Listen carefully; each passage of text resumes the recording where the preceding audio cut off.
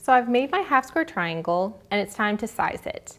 If yours comes out really close to or right on the money, you can skip this step. But I'm gonna go ahead and size mine. It's gonna take me 3 rulers to get across this big old block. So I'm gonna show you how to do that.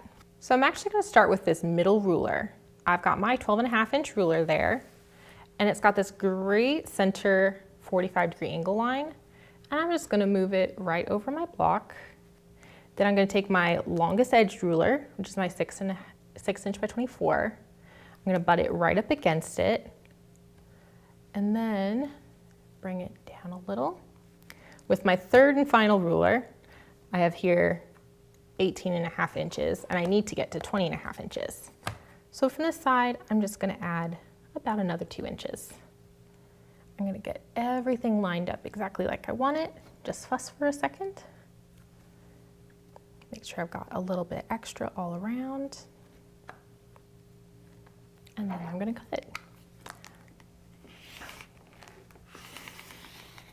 Very nice.